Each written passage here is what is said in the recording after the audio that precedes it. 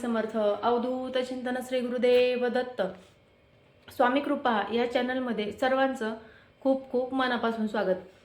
तर बघा, आता लवकरच रामनवमी येत आहे आणि या रामनवमीच्या दिवशी पासून आपल्याला काही सेवा करायच्या आहेत। मग ती सेवा आहे आपल्याला मेन महत्त्वाची सेवा, संतान प्राप्तीसाठी आपल्याला सेवा करायची आहे। तर ती सेवा कोणती? ती सेवा आपल्याला जोपर्यंत संतान प्राप्ती होत नाही तोपर्यंत ती सेवा कंटिन्यू चालूच ठेवायची आहे। तर ती सेवा कोणती आहे, कशी करायची आहे, ते आपण या व्हिडिओमध्ये जाणून घेऊया। तर व्हिडिओ शेवटपर्यंत नक्की पहा। पुन्हा एकदा सर्वांना श्री स्वामी समर्थ। रामनवमीच्या दिवशी संतान प्राप्तीसाठी विशेष सेवा आणि उपाय केले जातात। संतान लाभासाठी रामनवमीला भगवान राम आणि माता सीता यांची पूजा करून त्यांना पिवळे वस्त्रे, हळद, चंदन अर्पण करणे अत्यंत शुभ मानलं जातं। या दिवशी रामरक्षा स्तोत्र, संतान गोपाल मंत्र किंवा ओम जानकी वल्लभाय स्वाहा या मंत्राचा जप करणे सुद्धा अत्यंत फलदायी ठरू शकते। आता बघा, संतान प्राप्तीसाठी जी विशेष सेवा करायची आहे ती कोणती? तर या दिवशी विशेष मंत्र जप करायचा आहे। रामनवमीला संतान सुखासाठी आपल्याला सकाळी सुशुरभूत होऊन आपल्याला सर्वात आधी सूर्याला जल अर्पण करायचं आहे। सूर्याला जल अर्पण करताना त्यात हळद, कुंकू, अक्षता, एक लाल फूल अर्पण करायचं आहे आणि ते सूर्यदेवाला जल आपल्याला अर्घ्य द्यायचं आहे। हे झाल्याच्या नंतर तुलसी मातेची सुद्धा सेवा करायची आहे। तुलसी मातेला रामनवमीच्या दिवशी प्रभू श्रीराम हे विष्णू स्वरूप आहेत, त्यामुळे तुलसी माता विष्णूंना खूप प्रिय आहे। ती प्रभू श्रीरामांना सुद्धा खूप प्रिय आहे आणि आपण मागच्या व्हिडिओमध्ये सुद्धा सांगितलं आहे, श्रीराम नवमीच्या दिवशी आपल्याला तुलसी माताचे एक पान असेल किंवा एक तुलसी मातेची एक मंजुळा असेल ते आपल्याला प्रभू श्रीरामांना सुद्धा अर्पण करायचे आहे। त्याचप्रमाणे त्या दिवशी तुळशी मातेला सुद्धा कच्चं दूध आणि हळद या दोन्हींचा एकत्र करून आपल्याला अभिषेक घालायचा आहे तुळशी मातेला सुद्धा। ओम नमो श्री भगवते वासुदेवाय नमः, ओम नमो श्री भगवते वासुदेवाय नमः या मंत्राचा जप करत करत तुळशी मातेला सुद्धा हा अभिषेक करायचा आहे। ही सेवा खूप छान आहे। यामुळे घरामध्ये सुख समृद्धी नांदते, लक्ष्मी घरात टिकून राहते व घरात लक्ष्मी चिरकाळ टिकून राहतेच, पण आपल्याला आपल्या घरामध्ये नवीन काही संधी पण निर्माण होतात। जसे की काही नवीन पैशांच्या संधी असतील किंवा नवीन कशाचे आपल्याला बिझनेस असतील, काही इतर ज्या गोष्टी असतील त्याचे मार्ग सुद्धा खुले होतात। बघा, असं नाही आहे की आपण नुसतं देवाची सेवा करायची आणि काहीच काबाड कष्ट करायचं नाही, असं बिलकुल नाही। कष्टाबरोबरच अध्यात्माची सुद्धा तितकीच जोड महत्त्वाची आहे आणि या अध्यात्माबरोबरच आपल्याला जास्ती गरज कष्टाची आहे। त्यामुळं कष्ट केलं की आपोआप मनापासून आणि जिद्दीने कष्ट केले की आपोआप मनापासून लक्ष्मी मिळतच असते। त्यामुळे याला अध्यात्माची सुद्धा जोड तितकीच महत्त्वाची आहे। त्यामुळे ही तुळशीला कच्चं दूध आणि हळद अर्पण करण्याची सेवा सुद्धा खूप छान आहे। रामनवमीच्या दिवशी आवर्जून ही सेवा करायची आहे। आता हे झाल्याच्या नंतर आपल्याला सकाळी बघा, आता तुमच्याकडे रामाचा मूर्ती असेल किंवा रामाचा फोटो असेल तर तुम्ही तो स्वच्छ पुसून घेऊ शकतात किंवा रामाची मूर्ती असेल तर त्याला अभिषेक घालू शकतात। गणपती अथर्व शीर्ष स्तोत्र एक वेळा म्हणत रामरक्षा स्तोत्र एक वेळा म्हणत पुरुष सूक्त म्हणत तुम्ही आणि ओम श्री रामाय नमः, ओम श्री रामाय नमः या मंत्राचा जप करत करत तुम्हाला आधी अभिषेक करून घ्यायचा आहे। अभिषेक झाल्याच्या नंतर त्यांना व्यवस्थित त्यांची षोडशोपचार पूजा करायची आहे। त्यांना पिवळं चंदन, गंध, धूप, दीप अर्पण करून झाल्याच्या नंतर त्यांना पिवळी केळी असेल, गव्हाची खीर असेल, त्यांचा आवडता नैवेद्य ही गव्हाची खीर किंवा तांदळाची खीर, तुम्ही दोन्हीपैकी कुठलीही एक बनवू शकतात। किंवा तुमच्याकडं तुम्हाला नाही काही शक्य झालं तर तुम्ही साखरेचा सुद्धा नैवेद्य दाखवू शकतात किंवा एखादं फळ सुद्धा दाखवू शकतात। हे झाल्याच्या नंतर आता सेवा काय करायची आहे? तर या दिवशी आपल्याला ओम जानकी वल्लभाय स्वाहा, ओम जानकी वल्लभाय स्वाहा या मंत्राचा 108 वेळा जप करायचा आहे। तसंच आपल्याला हा जप करून झाल्याच्या नंतर सुद्धा आपल्याला संतान गोपाल मंत्र रामनवमीच्या दिवशीपासून संतान गोपाल मंत्र सुद्धा रोज 108 वेळा म्हणायचा आहे। तर आता तो संतान गोपाल मंत्र कोणता? ओम देवकी सुतो गोविंद वासुदेव जगतपते देही मे तनय कृष्ण तामह शरणगत। बघा, अजून एक वेळा सांगते आणि हा मंत्र मी डिस्क्रिप्शन बॉक्समध्ये सुद्धा देते। ओम देवकी सूत गोविंद वासुदेव जगतपते देही मे तनय कृष्ण त्वामह शरणगत. या मंत्राचा जप तुम्हाला 108 वेळा रोज करायचा आहे. जोपर्यंत तुम्हाला संतान प्राप्ती होत नाही तोपर्यंत तुम्ही या मंत्राचा जप सुद्धा करायचा आहे. आणि बघा, याबरोबरच तुम्ही हॉस्पिटलमधील सुद्धा डॉक्टरांची ट्रीटमेंट सुद्धा चालूच ठेवायची आहे. आता हे झाल्याच्या नंतर तुम्हाला मग प्रभू श्रीरामांचे पहिला गणपतीची आरती करायची. गणपती बाप्पांची आरती झाल्याच्या नंतर परत प्रभू श्रीरामांची करा.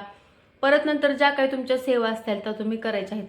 आणि नैवेद्य वगैरे दाखवून झाली, आरती वगैरे दाखवून झाल्याच्या नंतर प्रभू श्रीरामांना सुद्धा प्रार्थना करायची आहे की या रामनवमीच्या दिवशी, या पवित्र पावन दिवशी मी जी काही तुमची सेवा केली आहे संतान प्राप्तीसाठी, लवकरच मला सुद्धा संतान प्राप्ती होऊ द्या, हीच तुमच्या चरणी प्रार्थना, असं म्हणायचं. आणि परत नंतर तुम्ही ही सगळी सेवा करण्याच्या आधी तुम्हाला संकल्प सोडायचा आहे बरं का.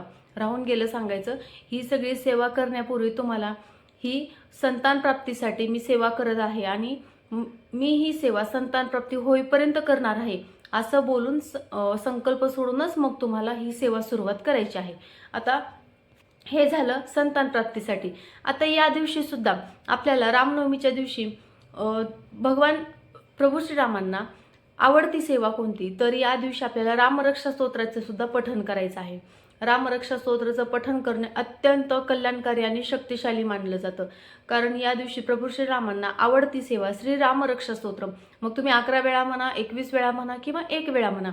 हे झाल्याच्या नंतर परत या दिवशी दानाला सुद्धा तितकंच महत्त्व आहे. त्याचप्रमाणे आपल्याला अजून काही सेवा करायच्या आहेत. अजून काही आपल्याला दुसऱ्या पण सेवा आहेत. आता ते कोणत्या तर बघा, तर आपल्याला अजून संतान प्राप्तीसाठी अजून एक सेवा करायची आहे. रामनवमीच्या दिवशी ही सेवा करायची आहे. तर त्या दिवशी आपल्याला प्रभू श्रीरामांच्या मंदिरात जायचं आहे. जर ते मंदिर नसेल तर तुम्ही एखाद्या कुठल्याही मंदिरात जाऊ शकता किंवा तुमच्या घरामध्ये जरी एखादा फोटो असेल तरी चालेल, किंवा असेलच बघा, गावात मंदिर असतंच की, मग तिथे जाऊन तुम्ही ही सेवा करू शकतात. आता ती सेवा कोणती, तर एक नारळ घ्यायचा आहे आपल्याला.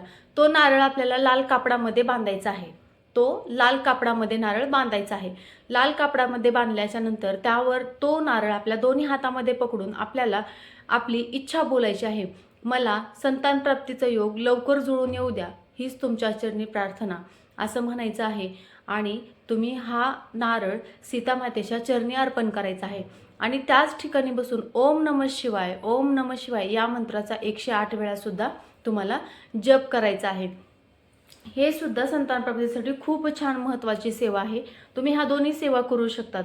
आता बघा, ज्या घरामध्ये असं वाटतं की घरात सुख शांती नाही, किंवा कुटुंबातला एक व्यक्ती या ठिकाणी, एक व्यक्ती त्या ठिकाणी सतत भांडण कलह होत आहेत, तर तुम्ही ना या दिवशी रामाच्या मूर्तीची सुद्धा, प्रभू श्रीरामांच्या मूर्तीची सुद्धा तुम्ही या दिवशी स्थापना करू शकतात.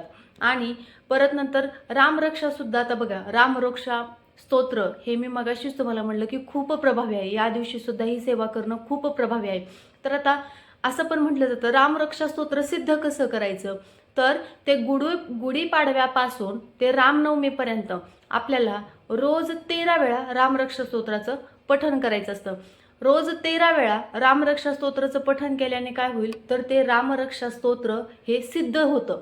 आणि त्यामुळे आपल्या घरातील जी नकारात्मकता आहे, वाईट बाधा आहे, किंवा घरामध्ये भूत प्रेष पिशाच अशा काही बाधा असतात ना, अशा बाधासुद्धा घरातून निघून जातात. किंवा तुम्ही गुढीपाड्यापासून रोज रामनवमीपर्यंत रोज तुम्ही सकाळचा एक टाईम ठरवा किंवा संध्याकाळचा एक टाईम ठरवा. प्रदोषच्या काळात म्हणायला सुरुवात करा, खूप छान, कारण दिवे लागणीचा टाईम असतो आणि खूप प्रसन्न वातावरण असतं. रोज 13 वेळा रामरक्षा स्तोत्र म्हणजेच उद्यापासून, गुढीपाडव्यापासून म्हणायचं आहे आणि हे रामनवमीपर्यंत म्हणायचं आहे. हे रोज 13 वेळा म्हटल्याने हे रामरक्षा स्तोत्र सिद्ध होतं. आता या दिवशी आपल्याला अजून एक सेवा करायची आहे. बघा, श्रीरामांचं परमभक्त हनुमानाची आराधना केल्याशिवाय रामपूजा पूर्ण होत नाही. म्हणून या दिवशी हनुमान चालीसा किंवा बजरंग बाण यांचं पठण आवर्जून करायचंच आहे. बघा, प्रभू श्रीरामांची पूजा, त्यांची जी काही सेवा असेल ती हनुमानांची आराधना केल्याशिवाय पूर्ण होत नाही. हनुमानजींची आराधना केल्याशिवाय पूर्ण होत नाही. त्यामुळे आपल्याला या दिवशी हनुमान चालीसा किंवा बजरंग बाण याचा एक पाठ आवर्जून करायचा आहे.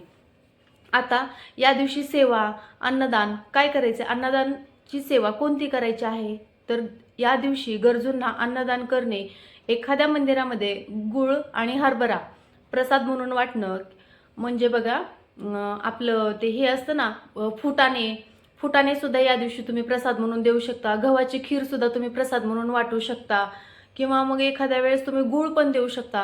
हे अत्यंत पुण्यकारक मानलं जातं. ज्या वेळेस एखाद्या मंदिरामध्ये गूळ फुटाणे वाटले जातात किंवा गूळ हरभरे वाटले जातात, त्यामुळे काय होतं, मंगळ आणि गुरुग्रहांचे सुद्धा दोष दूर होण्यास मदत होते. आपल्या पत्रिकेमध्ये जे काही मंगळ गुरुग्रहांचे दोष असतात ते सुद्धा निवारण होण्यास मदत होते. बघा, खूप छान सेवा आहे आणि असे योग परत परत येत नाहीत. अशा दुर्मिळ योगाच्या दिवशी सेवा करणं एक खूप फलदायी मानलं जातं आणि अशा दुर्मिळ योग आले ना की आवर्जून सेवा केलीच पाहिजे. याचं फळ अत्यंत खूप जास्त पटीने मिळत असतं. आणि बघा, व्हिडिओ आवडला असल्यास लाईक करा, शेअर करा, कमेंट करा आणि या दिवशी खूप सेवा करा आणि याचं अनंत पटीने फळसुद्धा तुम्हाला मिळत असतं.